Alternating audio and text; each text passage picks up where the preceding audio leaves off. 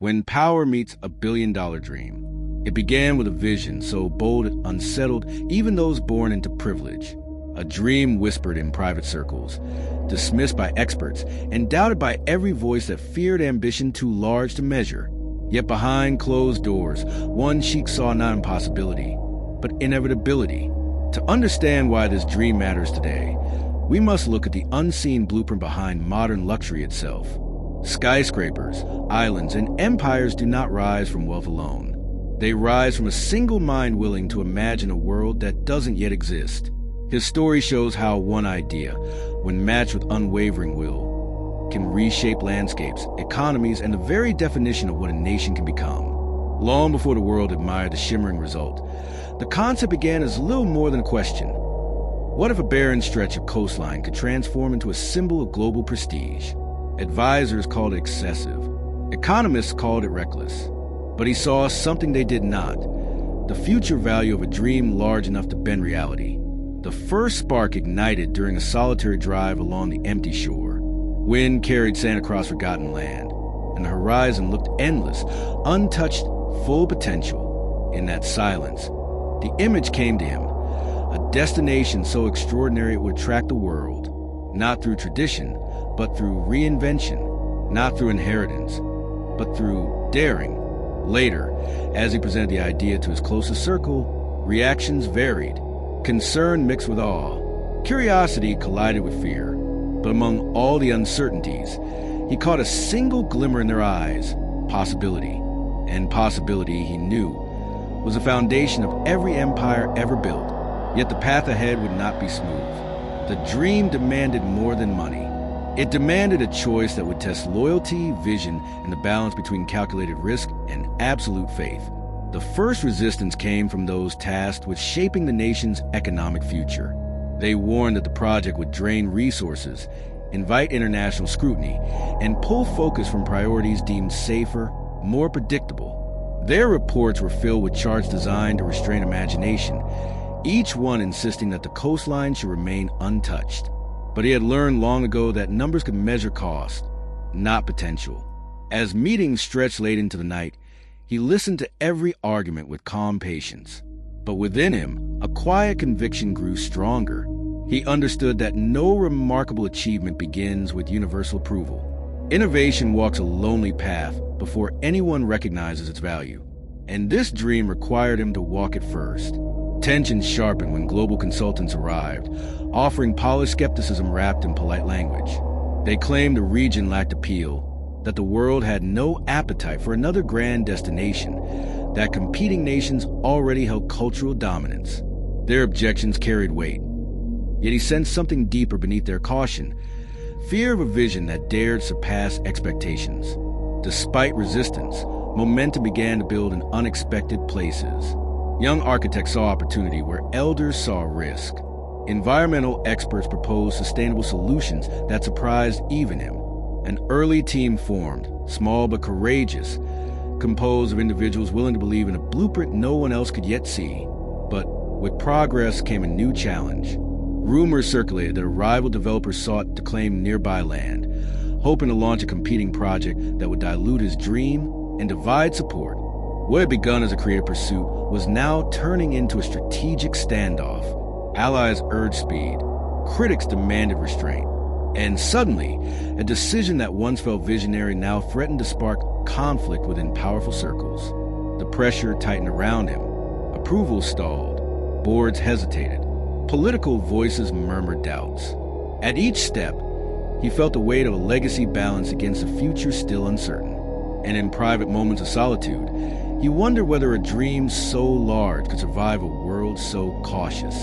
The turning point arrived during a confidential strategy session, one meant to finalize whether the project would advance or dissolve into memory. As he listened to competing arguments, he noticed something striking. Every objection centered on what existed today, while every hope pointed toward what could exist tomorrow. The present anchored them. The future called him. And he realized that leadership meant choosing which voice to follow. Still, conflict deepened. Key advisors split into factions: those who believed the dream could elevate the nation, and those who feared it would become an extravagant failure. Meetings became battlegrounds of caution versus conviction. Headlines whispered questions about his judgment. Even within his own family, uncertainty grew, forming cracks he never expected to navigate. The rival developers' influence expanded quickly. Investors who had once shown interest suddenly slowed their commitments. Lobbyists pushed for alternative uses of the coastline, arguing that the land should remain untouched until a safer plan emerged. The dream, once luminous, now flickered beneath shadows cast by doubt and rivalry. Late one evening, exhausted by pressure yet unable to abandon his belief, he returned to the shoreline where it all began. The night was quiet. The sea moved with slow certainty. And in that stillness, he confronted the core of his conflict. Not whether the dream was possible, but whether he was willing to risk legacy to pursue it. The realization struck him with clarity. Some visions are too large to borrow courage for. They require courage born from within.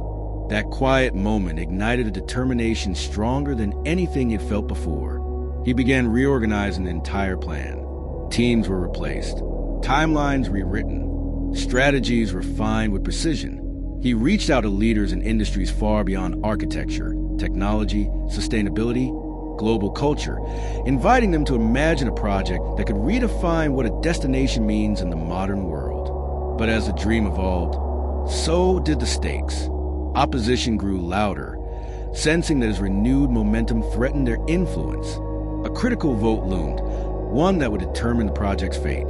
The outcome remained unknown, and for the first time, even he felt a tremor of uncertainty.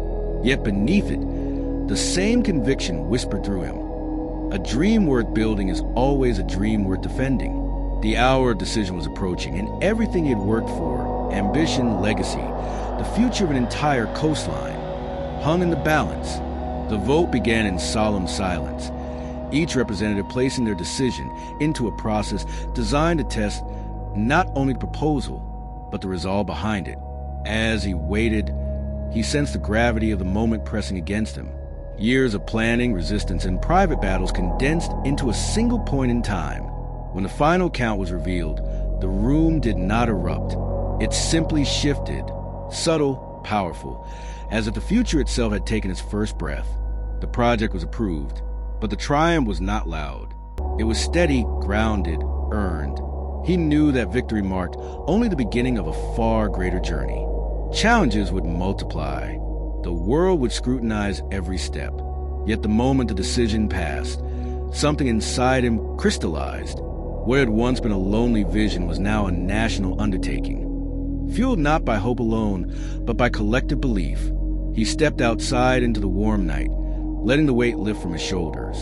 For a brief moment, he allowed himself to imagine the coastline years from now, alive with innovation, culture, and life that had not yet been born. He saw families walking where there had once been only sand. He saw artists, entrepreneurs, and dreamers shaping a place that had emerged from a single spark in his mind. The dream was no longer his. It belonged to everyone who would one day stand upon it. Yet reflection softened the triumph. He realized how close the dream had come to disappearing beneath fear and hesitation. He understood now that progress demands tension and vision demands risk. Nothing remarkable is ever built in comfortable rooms or cautious conversations. It rises from those willing to walk into uncertainty and carry others with them. As plans accelerated and teams prepared for the monumental undertaking ahead, he stood quietly at the edge of the shore one last time before construction began. Waves brushed the sand as if acknowledging the change. He felt the familiar blend of humility and fire, knowing he had chosen a harder path, yet the right one. And he hoped that future generations would feel not just admiration for the result, but gratitude for the courage that made it possible. Sometimes the smallest shift in perspective becomes the beginning of a new future.